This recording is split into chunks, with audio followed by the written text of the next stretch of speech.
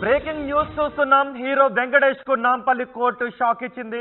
వెంకటేష్ కుటుంబ సభ్యులపై కేసు నమోదు చేయాలి అని నాంపల్లి కోర్టు ఆదేశాలు జారీ చేసింది.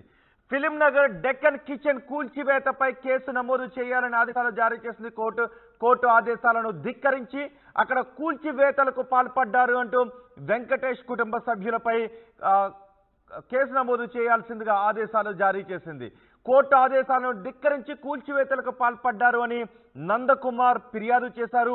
కోట్ల విలువైన బిల్డింగ్ ను ధ్వంసం చేసి ఫర్నిచర్ ను ఎత్తుకు వెళ్లారు అని ఫిర్యాదులో వెంకటేష్, సురేష్ బాబు, రాణా, అభిరాములపై కేసు నమోదు చేయాలని ఆదేశాలు జారీ చేశారు.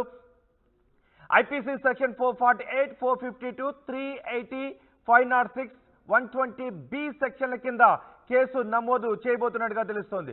లీజు విషయంలో తనకు కోర్టు ఆదేశాలు ఉన్నప్పటికీ అక్రమంగా కూల్చివేశారు అంటూ ఫిర్యాదులో పేర్కొన్నారు నందకుమార్. జీహెచ్ఎంసీ అధికారులు పోలీసులతో కుమ్మక్కై వెంకటేష్, సురేష్ బాబు, రాణా, అభిరామ్ హోటల్ను కూల్చేశారని ఆరోపించారు. 60 మంది ప్రైవేట్ బౌన్సర్లను పెట్టుకుని హోటల్ను ధ్వంసం చేశారు అని ఆరోపించారు. దీనివల్ల తనకు 20 కోట్ల రూపాయలు నష్టం వాటిల్లిందని చెప్తున్నారు.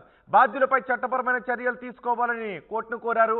ఈ క్రమంలో వెంకటేష్ కుటుంబ సభ్యులపై కేసులు నమోదు చేయాలి అని నాంపల్లి కోర్టు ఆదేశాలు జారీ చేసినట్టుగా తెలుస్తోంది.